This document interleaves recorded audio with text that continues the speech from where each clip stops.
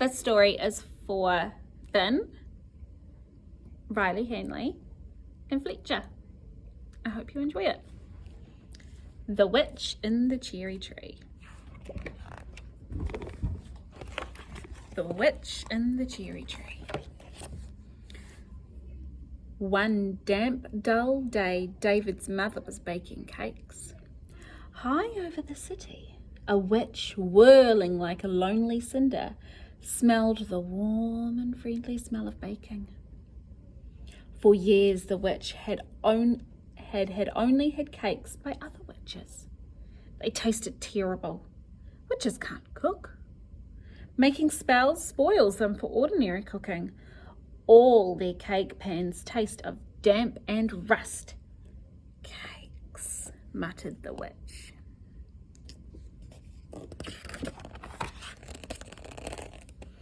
Like a dark star falling through the clouds, she came down into the flowering cherry tree on David's lawn. She perched there like a wicked black parrot and sniffed at the smell of the baking.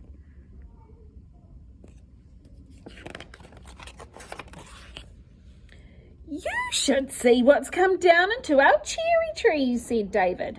A witch is there, sitting out there, smelling the cake smell. Oh, really, said his mother. Blow these witches. I just settle down to brighten a dull afternoon with some baking. And a witch has to come and perch in the tree out there. Do you think we can protect the cakes? I think so, said David, but we must be very watchful.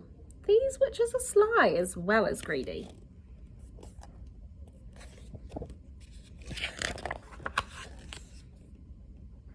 At that exact moment, there came a knock at the door. David ran to open it. He peeped out carefully. Ah, good afternoon, said the witch. I'm a great cake expert testing cakes in this part of the world. Your mother could win a medal with her name on it if I happen to approve of her cakes. I'll just come in and try a few mouthfuls.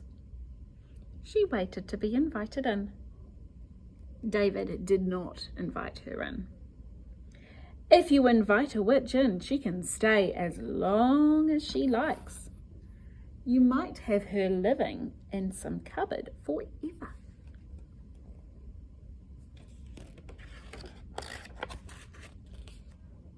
These cakes are family cakes, said David. They aren't witch cakes. He shut the door firmly. I like the way you put that, said his mother admiringly. The witch was furious, but she could not come in. She was so furious she did a little rain dance on the lawn and made it rain.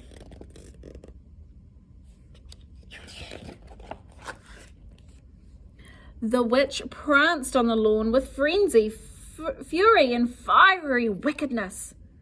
She longed for fresh cakes. She could smell fresh cakes. With her witch ears, she could hear fresh cakes cooking. But the door was shut. No one invited her in. She could not get at the fresh cakes.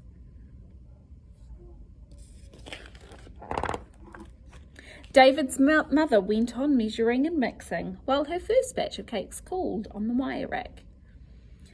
The witch stood under the cherry tree making a few magical gestures. A tent striped in pink and white appeared. The witch beat on a drum and started to shout, "Great cake contest! Great cake contest! Bring out your new baked cakes and win a magical egg beater!"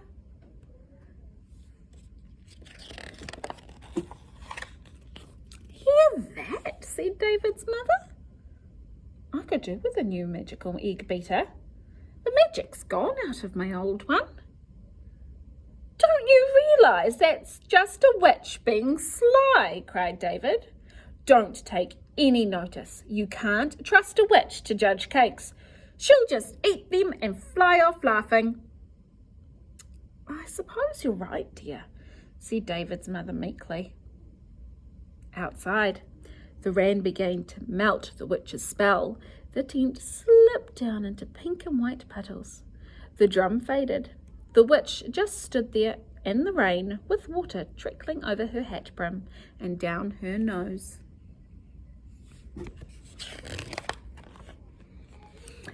David and his mother began to put the cake mixture into paper patty pans.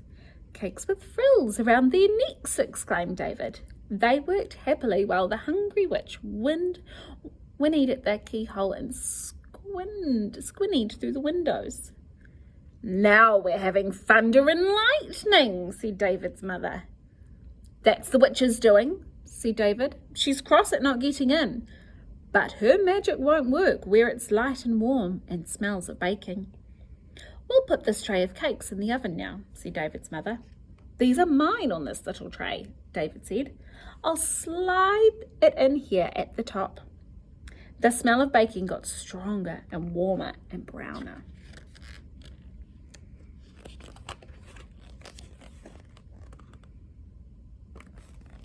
And David looked out onto the lawn. A crumpled shape lay there like a broken black kite. The witch had fainted.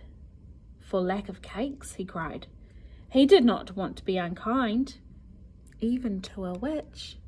Shall I take a cake out to her?" he asked, "just to revive her a bit." "Be careful," said his mother. "You know how cunning witches are." David took the striped umbrella in one hand and a cake in the other.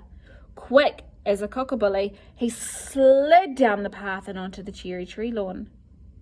He bent over the crumpled witch.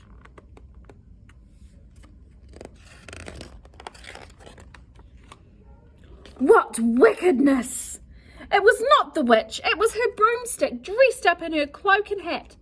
The witch leaped down on David from her perch among the pink and white blossoms.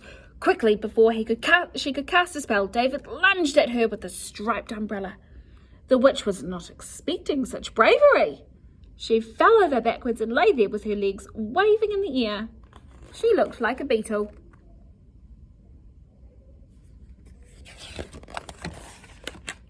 David scurried back inside to the warmth and the nice smell of the baking.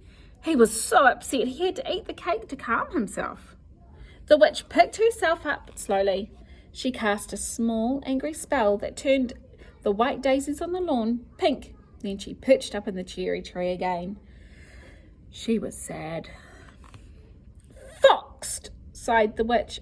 "Foxed and outfoxed." She dangled her thin legs in their red witch stockings and watched the rain drip from the pointed toes of her shoes. She snuffled to herself. "It's not much fun being a witch," she mumbled. Inside the kitchen, David and his mother were taking the new batch of cakes out of the oven. Mother's cakes were cooked in a delicious brown, but David's were black on top. "The oven must have been too hot for these top ones," said David's mother. "They're quite burnt." "I've made witch cakes by accident," David said. "Or do you think she made it happen?" He looked out into the garden.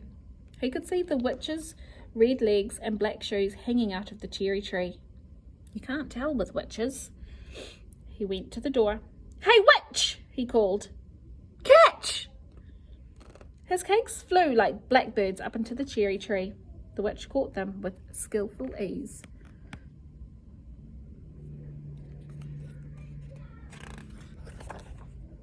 Inside the house, David and his mother sat down to enjoy their cakes.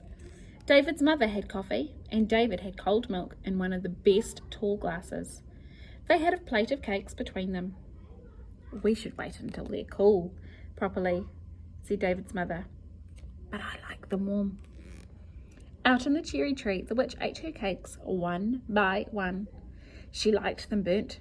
She preferred them burnt. That's the way the witches like their cakes. When she had eaten them, she felt much better. She felt sustained. "That boy is certainly a marvellous cook," she said to herself. She got out of the cherry tree and picked up her broomstick. She did the rain dance backwards. The rain stopped. The clouds rolled back. Blue sky showed. The sun came out. "Look at that!" cried David's mother. A big black bird just flew up off our lawn. That was the witch, exclaimed David indignantly. Can't you tell a witch when you see one? I'm sorry. I just saw her from the corner of my eye, said his mother. The witch shot up into the sky like a rocket of darkness, catching the storm just as it left. She whirled away like a lonely cinder. The sun shone, and David went out to play.